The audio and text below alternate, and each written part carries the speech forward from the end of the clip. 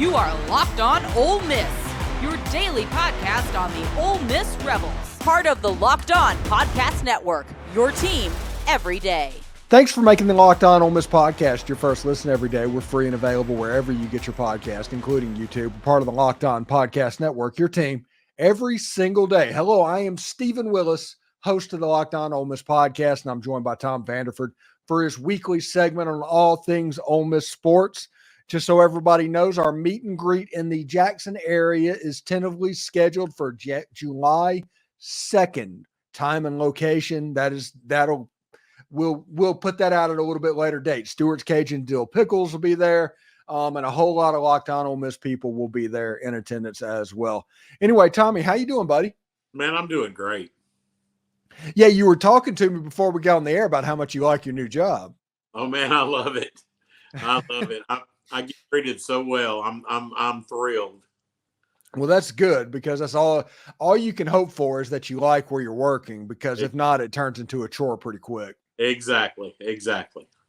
You know, the spring transfer portal has closed down for both football and basketball. There's still some players trickling in because, like we told you, on the 30th when it closed, they had 48 hours to get them into the system.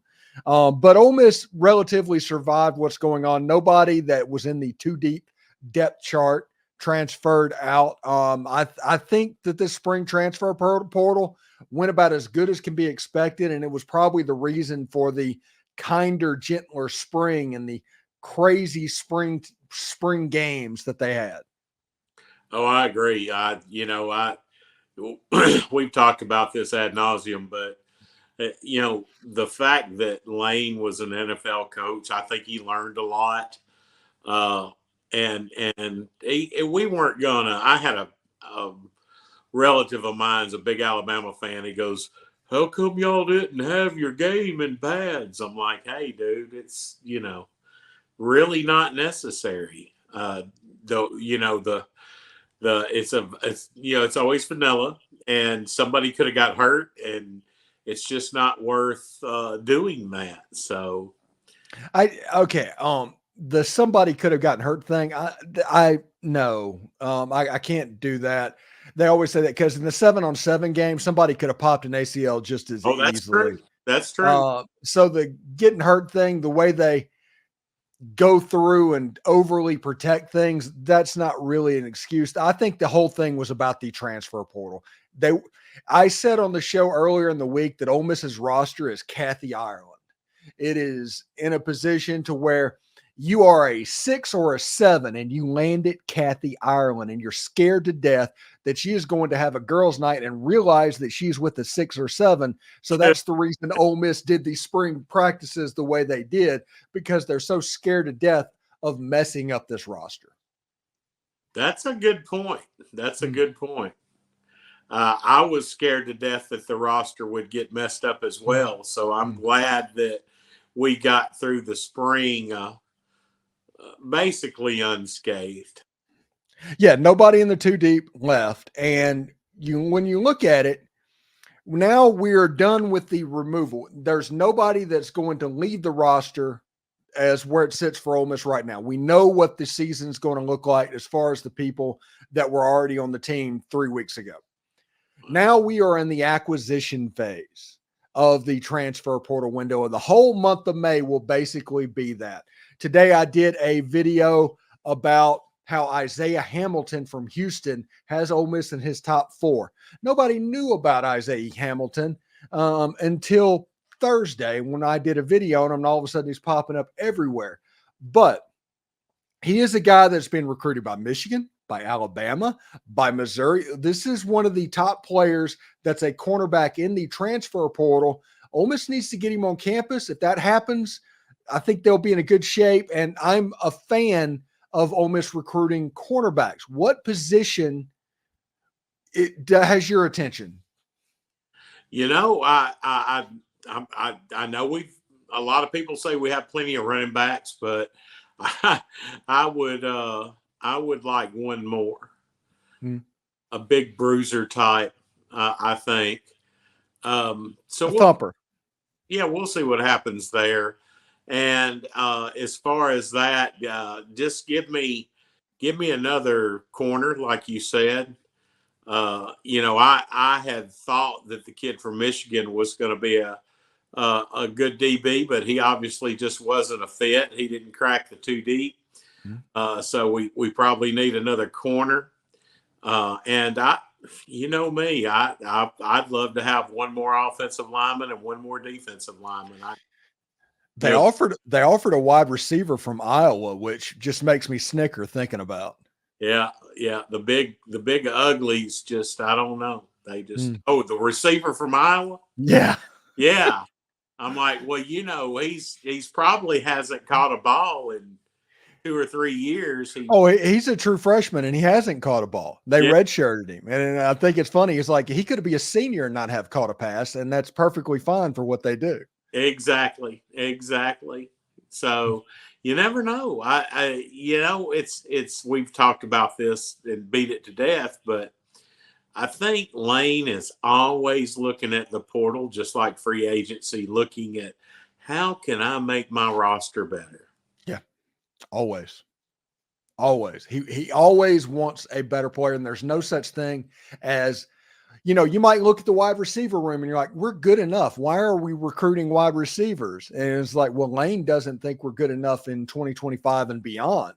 After this year, when Trey Harris and Juice Wells and Jordan Watkins and potentially Deion Smith leaves and goes pro, what does that wide receiver unit look like then? And you have a transfer portal to do that. The kid from Iowa's got 4 years of eligibilities. He's coming in as a redshirt freshman. So I see it. And Lane Kiffin said a year ago, well, it might've been 2 years ago. Old age, it kind of gets me, but he said that the transfer portal can also be used for depth. Yeah. It doesn't have to be a star receiver. And this is an example, I think, of Lane Kiffin going in here to use the transfer portal for depth. Oh, I completely agree. And, we talk about how he does use the portal. The guy knows what he's doing, and the guy knows what he needs. And, I'd be shocked if Deion Smith isn't a one and done. I'd be shocked. He's good enough to be. This isn't a situation to where we're worried about anything. Right. This is a situation of how talented that young man is. Oh, exactly. So, when we look at it, we don't see what Lane sees. And Lane's the man. Lane's gets paid a lot of money, and his staff gets paid a lot of money to make these types of decisions. Whenever I worked at Ole Miss and they had it then, I guarantee you there's a room where they have it now. They have like a giant dartboard looking thing that you can open up and close. It was a cabinet, but on the inside was a magnetic board. And what the inside held was the depth chart, to where you had a 5 deep at each position. The head coach knows exactly how they sit. It's in a place where it's not publicly put out there, but they know exactly what they have. And even if there's not a publicly disclosed depth chart, there's one that exists. And I think whenever he looks at this, he's like, oh my goodness, they're seniors, because all of those cards are color coordinated by their age or what classification they are. So you have an idea of what your team is going to look like in the future. And honestly, with this Jacob Bostic thing, that is probably the best reminder, or I don't know, statement that Lane Kiffin is comfortable and looking to be here, because that is not a player that Lane Kiffin, if he was looking somewhere else to coach, he would have signed. He would even offer. Exactly. No, I think we everybody watching, and you and I as well, have had friends that told us that Lane would last 1 year and Lane would last 2 years and 3 years, and it's. I tried to explain it to people, and I really do believe it. He's just a perfect fit. I think he knows that now. He knows that now. Yeah. Anyway, we've all been there. Thanks again for making the Locked On Ole Miss podcast your first listen every day. When we come back, we're going to get Tom's opinion on the top 5 SEC head football coaches. Stick around for that. But first, we've all been there. either as a player or fan. It's halftime and the scoreboard is not looking good. You're feeling low, not sure how your team can pull out that win. That's when you dig deep, lift your head up and say to yourself, it is time to get back in the game, pull off some bank heist, and take as much of my friends' money as I humanly possibly can. That's right. The smash hit mobile game Monopoly Go lets you compete with your friends for the most riches and the biggest empire. It's the Monopoly you know, but on your phone anytime with a ton of twists, including leaderboards to compare your progress to your buddies. There's so much to do. You can play on countless dynamic Monopoly boards, make your friends bankrupt by smashing their landmarks with a wrecking ball, and you can charge all the other players rent to land on your iconic properties, just like classic Monopoly. You can even work with your friends to crack open community chests and in tournaments to get extra rewards and climb that leaderboard. So get back out there, put your game face on, and download Monopoly Go. It's now free on the App Store or Google Play. Patience, drive, and passion. The formula for winning championships is also what keeps your ride or die alive. eBay Motors has everything you need to maintain your vehicle and level it up to peak performances.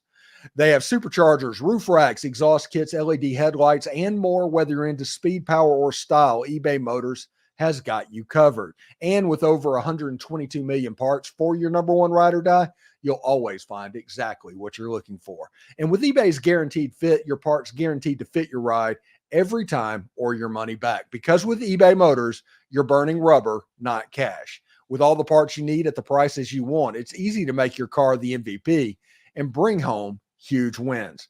Keep your ride or die alive at ebaymotors.com. Eligible items only. Exclusions apply. eBay's guaranteed fit is only available to U.S. customers. Are you watching Fox News or ESPN on your TV all day and you have to turn down the volume with all that shouting? Make the switch to Locked On Sports today, a free 24-hour sports streaming channel program for you each and every single day to bring you the biggest stories without all of that screaming. Locked On Sports Today brings you can't-miss analysis, opinions, and news, streaming 24/7 on YouTube or the free Amazon Fire TV channels app, part of the Locked On Podcast Network, your team every day. So all this week, I've been asking every one of our guests their top 5 list, and we go from 5 to 1, and we want to figure out who the best coaches in the Southeastern Conference and get as many perspectives as humanly possible. Well, Tom, you're on the hot seat now. It is your turn to go. You ready to go? Ready. All right. So the number 5 top coach in the Southeastern Conference, and why? Eli Drinkwitz, University of Missouri. He's really done good there. You know, I think he's an excellent recruiter. He's a good coach. He's a good fit at Missouri. Number 4. Kalen DeBoer, the University of Alabama. He's a good coach. He may prove out to be a really good SEC coach. He's won everywhere he's been. And I don't think that there'll be an easy game for anybody this year at the University of Alabama. Yeah, I think Missouri goes actually down to the University of Alabama. So that should be a game to watch this year. Number 3. Number 3, Steve Sarkisian, University of Texas. Okay. I see where this is going. Go ahead. Yeah. Well, I'm gonna probably not surprise some of my friends. Number 2, I think, is Kirby Smart. Ooh. And number 1, I am Ole Miss homer, Lane Kiffin. Nice. And Lane Kiffin having the success that he's having at Ole Miss, yes, he deserves to be high up on that list. Now, some names that did not make your top 5, we need to discuss and find out what's going on. Brian Kelly was not on your list. Why was he not on your list? He does the least with the most. I watched him blow chunks when he was at Notre Dame. I've got a lot of Notre Dame friends, family members, and they were glad to see him go. And thank goodness he's blown chunks against us a couple of times as well. So I just don't think he wins the big game, and that's why I left him out. Josh Heupel. Josh Heupel. Josh Heupel is a good coach. He had a good year, and then he had a year. So the jury's still out on him. If it was a top 6, he would have probably been number 6. Kelly would have probably been number 7. But yeah. If I tell you at the end of this football season that Kalen DeBoer is basically Ray Perkins, what would you say? That'd be awesome. Thanks again for making the Locked On Ole Miss podcast your first listen every day. We're free and available wherever you get your podcast, including YouTube. We're part of the Locked On Podcast Network, your team every single day. Tom Vanderford, thank you so much, man. What do you got going on this weekend? Oh, not much at all. Just going to chill. That baseball game last night kind of hurt me, but it's just been that kind of season. It's been that type of year, so we'll get ready and kind of recharge and get ready for football season, because kind of football season's next, man. It's right around the corner. Heck yeah. All right. Take care, buddy, and I'll see you next week. Hotty toddy. Hotty toddy.